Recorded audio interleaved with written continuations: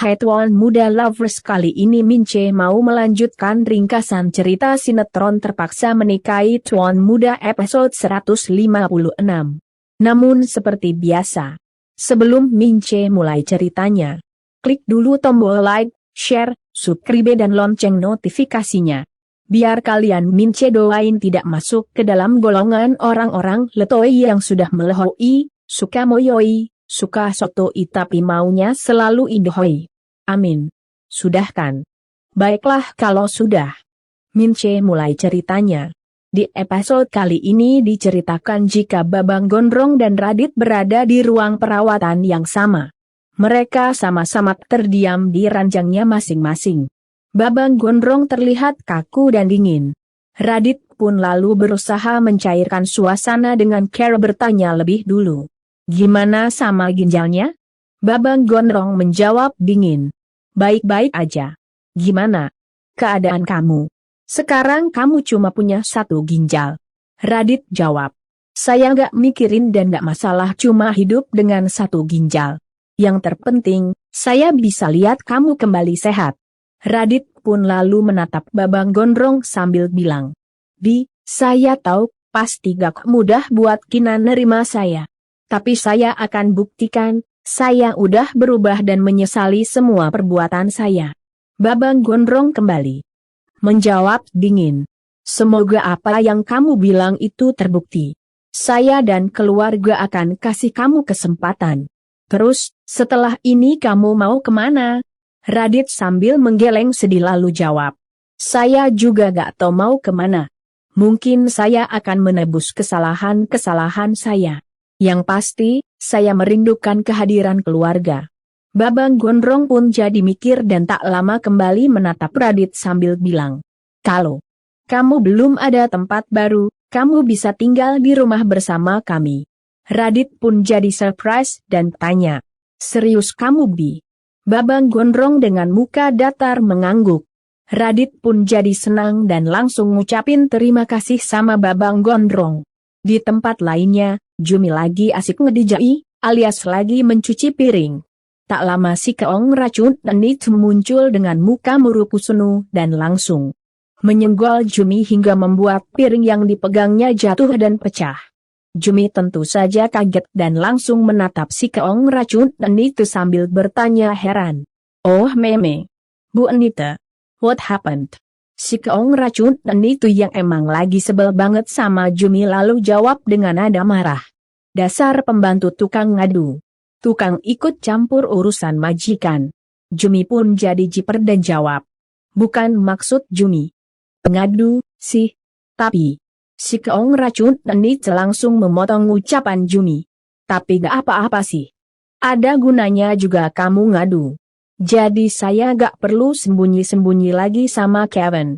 Jumi pun jadi lega dan langsung menjawab santuy.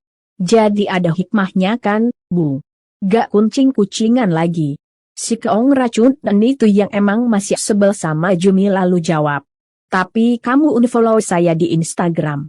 Saya gak mau. Kamu kepo lagi sama kehidupan saya. Saya blok akun kamu. Si keong racun itu pun lalu pergi dengan muka yang makin merukusunu. Jumi pun jadi ngedumel bete. Dasar mak lampir. Hidupnya banyak drama. Piring jadi pecahkan gara-gara mak lampir. Sementara itu Kinanti yang sudah berada di kamarnya dan sudah ganti baju lalu naik ke tempat tidur dan mau tidur. Namun tiba-tiba HP-nya bunyi, ada video call dari Babang Gondrong. Kinanti pun mengambil HP-nya dan terima video call dari Babang Gondrong yang bilang. Sepertinya saya mau bawa Radit tinggal di rumah kita untuk sementara. Kinanti tentu saja kaget dan jadi shock. Namun si Babang Gondrong sambil bawa-bawa selang infusnya lalu bilang. Habisnya dia belum punya tempat tinggal, dan dia juga baru selesai operasi, belum sembuh, jadi lebih baik tinggal bareng sama kita kan? Kinanti pun jadi cemas dan bilang. Tunggu mas, tunggu. Mas Apwi serius? Nggak dipikir-pikir dulu gitu? Babang Gondrong jawab. Justru saya udah pikirin ini berkali-kali. Lagi pula kalau dia tinggal dekat sama kita, saya juga lebih mudah ngawasinnya. Ya kan? Kinanti pun jadi bingung karena ada benarnya juga dengan apa yang dikatakan sama suaminya yang suka darting itu. Namun Kinanti yang emang masih trauma sama semua perbuatan jahatnya Radit masih tampak ragu. Kinanti pun lalu bilang, "Ya udah, terserah Mas Abhi aja, yang penting saya cuma minta jika ini berhubungan soal Radit, tolong Mas Abhi pikirkan baik-baik." Babang Gondrong pun jadi menghela nafas dan bilang, "Saya tahu apa yang harus saya lakukan." "Ya udah, kalau gitu kamu tidur sana." Kinanti jawab, "Iya, Mas Abhi juga ya." Babang Gondrong pun mengangguk dan mengakhiri video call-nya sambil kemudian ngelamun dan masuk ke dalam ruang perawatannya. Sementara itu Kinanti yang emang masih ragu sama Radit malah jadi gusar. Kinanti pun lalu beranjak keluar dari kamarnya. Sementara itu Ana yang berada di dalam kamarnya lagi obatin tangan Rebo yang luka bekas menghajar Kevin. Reno sambil menahan sakit lalu bilang, "Aku benar-benar nggak habis pikir. Kenapa sih Mama harus pacaran sama si Kevin? Mana rencanain mau nikah lagi? Benar-benar bikin malu tahu nggak?" Ana sambil terus obatin luka di tangan Kevin cuma diam. Sementara itu Reno lalu bilang, "Dan aku masih yakin si Kevin deketin Mama pasti karena ada apa-apanya. Pasti." Ana jadi menghela nafas dan akhirnya memberikan jawaban, "Udahlah. Percuma aja kamu marah-marah, tapi kalau kenyataannya Mama kamu nggak mau lepasin Kevin." Reno yang masih kesal lalu jawab, "Enggak. Ini tetap nggak bisa dibiarin. Apapun alasannya, aku nggak setuju mereka nikah." "Masa iya temen aku jadi papa tiri aku, yang bener aja dong." Ana malah balik tanya terus, "Kamu mau apa?"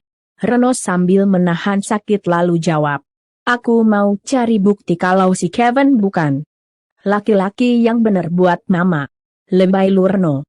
Kan lu juga tahu kalau Mama lu juga bukan orang bener. Jadi biarin aja mereka melanjutkan hubungannya yang gak bener itu. Biar mereka sama-sama sadar kalau orang bejat pasti dipertemukannya dengan orang bejat lagi. Iya kan guys?" Sementara itu Kinanti yang masih kepikiran sama rencana Babang Gondrong yang mau mengajak Radit tinggal di rumah jadi mondar-mandir gelisah di dekat pool kolam renang. Tak lama David muncul sambil bertanya heran, "Ngapain kamu malam-malam di sini? Belum tidur?" Kinanti menggeleng sambil jawab, "Aku belum bisa tidur."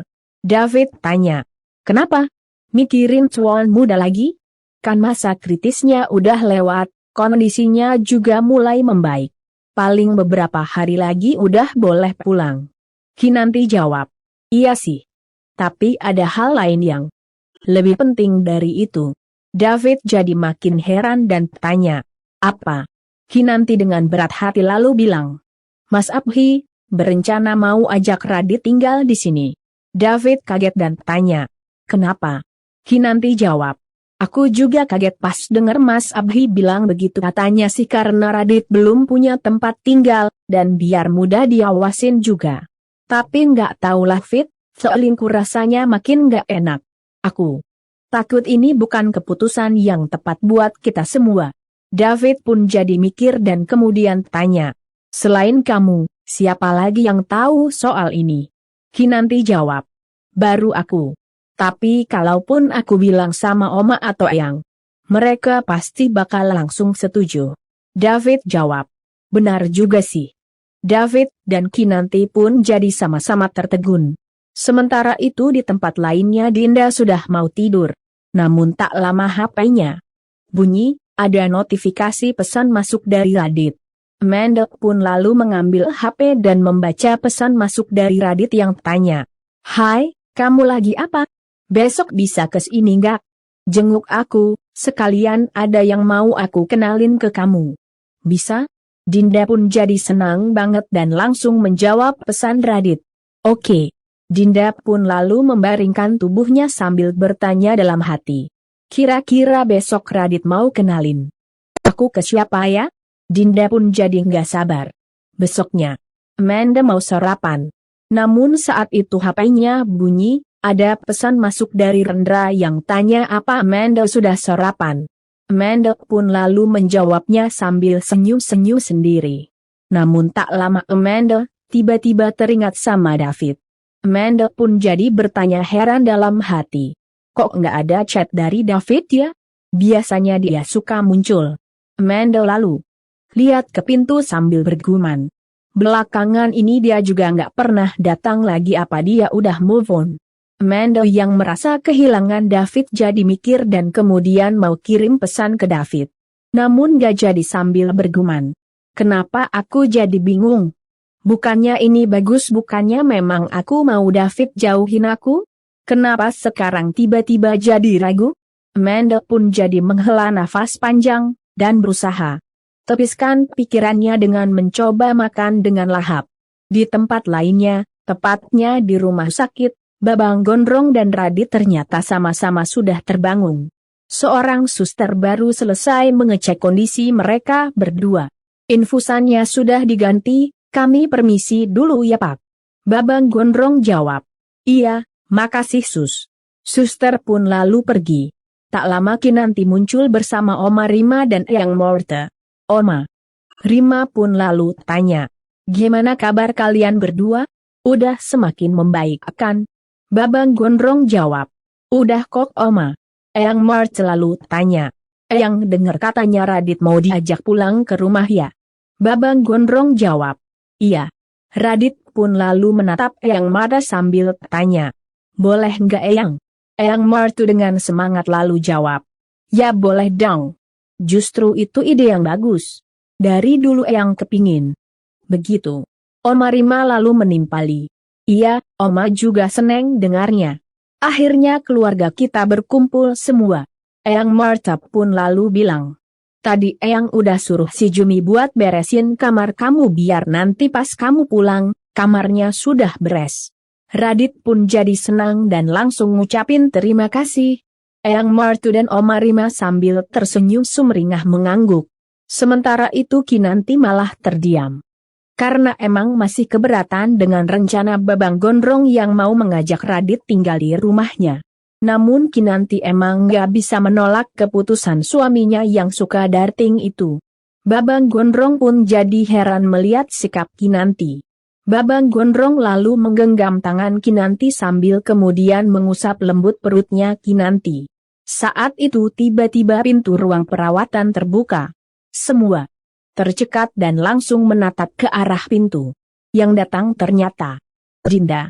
Babang Gondrong, Kinanti, Oma Rima dan Eyang Martu yang emang tidak mengenal Dinda jadi menatap bingung. Sementara itu di tempat lainnya, Reno lagi ngikutin taksi yang dinaikin sama si Borondong Garing Kevin. Tiba-tiba HP-nya bunyi, ada video call dari Rena. Reno pun jadi bete dan langsung bergumam kesal. Yah, dia pakai video call lagi. Reno yang tidak ingin ribut lagi sama istrinya itu. Dengan sangat terpaksa akhirnya menerima video call sambil tanya. Kenapa sayang? Anak yang berada di dalam kamarnya lalu tanya. Kamu di mana? Kok aku bangun tidur udah nggak ada? Reno jawab. Sorry, tadi aku buru-buru, soalnya mau ngikutin si Kevin. Ana malah jadi heran. Ngikutin kemana? Reno pun lalu jawab. Ya kemana aja dia pergi. Biar aku bisa dapat bukti kalau dia emang nggak bener-bener cinta sama mama. Ana lalu bilang. Ya udah kalau gitu aku ikut. Reno tentu saja kaget dan bilang. Udah nggak usah. Kamu di rumah aja. Lagian aku juga udah jauh dari rumah. Ana jawab. Maksud aku, ikut lewat video call. Reno karuan jadi bingung. Maksud kamu gimana? Ana jawab. Ya video call ini harus terusan kemanapun kamu pergi, biar aku tahu. Reno pun jadi puyeng mendengar keinginan istrinya. Itu. Sambil terus nyetir Reno pun lalu dengan sangat terpaksa lalu meletakkan HP di dashboard mobilnya. Sementara itu Babang Gondrong, Kinanti, Oma Rima dan Eyang Marti masih menatap bingung Dinda. Kinanti lalu tanya, mau cari siapa ya Mbak? Dinda pun jadi bingung. Radit pun lalu pelan-pelan turun dari tempat tidurnya dan berdiri di samping Dinda sambil bilang, Oma, Eyang, Abhi, Kinan kenalin. Ini Dinda. Dia yang selama ini ngurus saya waktu saya sakit, dan dia juga yang udah izinin saya tinggal di rumahnya selama saya nggak punya tempat tinggal. Dinda pun mengangguk sopan ke semuanya. Om Marima lalu jawab. Oh begitu. Eyang Martu yang masih penasaran lalu tanya. Terus, sekarang kalian pacaran? Dinda pun tercekat dan jadi malu, mukanya langsung merah. Radit jadi tersenyum kecil dan bilang. Saya juga nggak tahu Eyang apa ya Dinda mau punya pacar kayak saya. Dinda terkejut dan langsung menatap Radit. Namun Radit lagi-lagi malah tersenyum dan menatap Dinda dengan tatapan tulus, seolah-olah nembak tapi secara nggak langsung. Eyang Martu dan Om Marima pun jadi saling lirik dan senyum-senyum, mereka semakin percaya kalau Radit sudah berubah jadi lebih baik. Sementara itu Babang Gondrong tampak cuek, namun diam-diam ternyata memperhatikan Radit dan Dinda. Begitu juga Kinantim hanya diam tapi sambil terus memperhatikan Radit dan Dinda. Sementara itu taksi yang dinaikin sama si Borondong Garing akhirnya berhenti di depan sebuah kafe. Kevin pun turun dari taksi dan masuk ke dalam kafe sambil telepon seseorang, tanya, kamu di mana? Reno yang sedari tadi ngikutin Kevin jadi menatap curiga. Pasti dia mau ketemu cewek. Anu yang masih stay di depan HP-nya lalu tanya, kamu ngomong kan? Reno tercekat dan langsung menatap HP-nya sambil bilang ke anak, sayang, aku tutup dulu ya. Soalnya aku mau ikutin si Kevin ke cafe, kalau kita masih video callan nanti kedengaran suaranya. Anak pun terpaksa nurut. Ya udah deh, tapi nanti telepon lagi ya. Reno jawab. Iya. Dah. Reno lalu tutup video call-nya dan kemudian bergegas turun dari mobilnya dan langsung ikutin Kevin masuk ke dalam kafe. Di tempat lainnya, tepatnya di taman rumah sakit, Radit dan Dinda lagi jalan-jalan. Radit jalan sambil membawa-bawa tabung infusannya. Dinda sambil terus jalan lalu tanya. Jadi mulai sekarang kamu bakal tinggal di rumah adik kamu nih? Nggak akan kembali lagi ke rumah? Aku? Radit lalu melihat muka Dinda yang sedih. Radit pun lalu berusaha menghiburnya. Jangan sedih gitu dong. Aku kan pulang ke rumah keluarga aku. Lagi pula jarak kita nggak terlalu jauh kok. Kapan aja aku masih bisa main ke rumah kamu. Tapi itu kalau kamu izinin. Dinda pun jawab. Ngomong apa sih kamu? Ya pasti diizinin lah. Radit pun tersenyum girang. Sementara itu Dinda sambil malu-malu kucing. Lalu tanya. Lalu sekarang hubungan kita ini gimana? Radit yang sudah paham dengan maksud pertanyaan Dinda malah tersenyum dan balik tanya. Kamu mau nuya gimana? Dinda pun jadi bete. Orang nanya malah balik tanya. Masalahnya kan keluarga kamu kaya raya sementara aku. Dinda yang merasa rendah diri jadi menghela nafas panjang. Namun Radit sambil tersenyum lalu genggam tangan Dinda dan bilang. Kita jalanin aja semuanya dan kamu nggak perlu khawatir sama keluarga aku. Mereka orang yang baik, lagi pula aku yang berhak menentukan masa depan aku. Dinda pun jadi lega mendengar jawaban Radit. Mereka pun jadi saling tatap bahagia. Sementara itu si Borondong Garing yang sudah berada di dalam kafe lalu menghampiri seorang gadis cantik yang lagi duduk di pojokan kafe. Mereka pun lalu cipika-cipiki. Reno yang sedari tadi mengikutinya jadi kaget dan bilang dalam hati. Bener kan tebakan gue? Cewek itu pasti pacarnya. Kenal lo sekarang Kevin. Reno lalu ambil HP-nya dan kemudian siap videoin Kevin. Namun si gadis cantik malah keluarin majalah Mojas cowok dari dalam tasnya dan langsung memberikannya ke Kevin. Ini yang kamu minta? Kevin pun lalu lihat-lihat majalah itu sambil tanya. Menurut kamu, aku pantas pakai model yang kayak gimana ya? Si gadis cantik lalu tanya. Acaranya apa dulu? Kevin jawab. Sebenarnya dibilang formal sih enggak. Cuma aku pengen tampil rapi aja di depan keluarga pacar aku. Anita Sudirja. Reno yang mendengar semua itu karuan jadi kaget dan kesal. Ah sial. Gue kira dia lagi pacaran ternyata lagi konsultasi masalah baju. Mana nyebut-nyebut nama mama lagi, geli gue. Dengernya, Reno yang tidak berhasil membuktikan kecurigaannya terhadap Kevin malah jadi kesel sendiri. Sementara itu Amanda yang sudah rapi lalu keluar dari rumahnya dan mau berangkat kerja. Namun saat itu Rendra tiba-tiba muncul dan mengajak Amanda pergi ke satu tempat. Amanda tentu saja kaget dan bingung.